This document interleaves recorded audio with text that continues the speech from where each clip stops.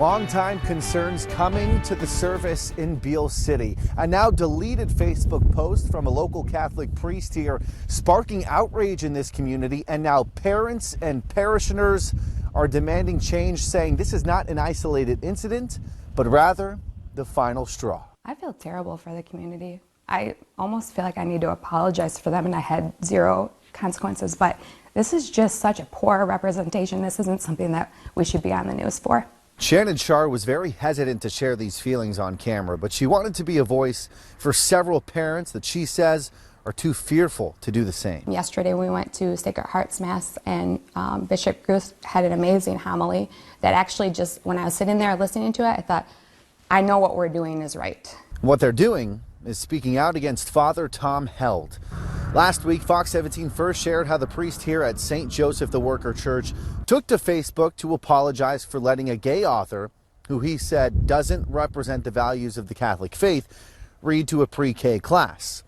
The Diocese of Saginaw telling us the pastor appropriately responded.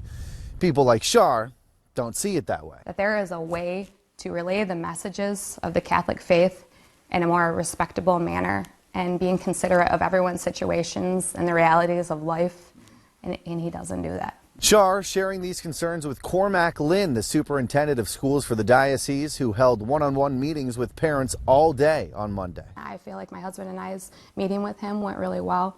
I think we had a lot of solid points and evidence and concerns that we've had for years now. Making it clear any issues people have with the priest extend far beyond this one situation.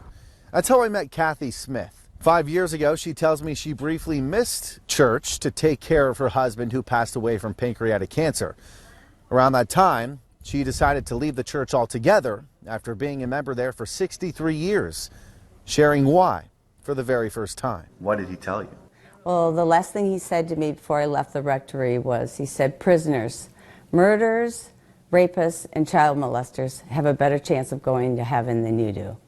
And what did he mean by that? I would guess that he thought, because I missed 2 weeks of church, that in his belief that's a mortal sin. And so with that, that was my decision of why I left. She might not be the only one. Shar has 2 kids at the school, plus another that graduated. What are you going to do with your kids there? If he stays, they will not be attending next year. Shar never thought that day would come. She's been a member of the church for 39 years. She attended the school herself and even met her husband there. But she says her long history will be just that if something doesn't change. I'm a Catholic. I believe in forgiveness. I have been forgiving for quite some time. I'm not going to be forgiving anymore. I did try speaking with Superintendent Lynn. I was told he was not available for an interview on Monday. As for the author, he is scheduled to speak at Sacred Heart on Thursday. That is a part of the Diocese of Saginaw as well. But he tells me it's still up in the air at this point whether or not that is going to happen. In Beal City, Max Goldwasser, Fox 17 News.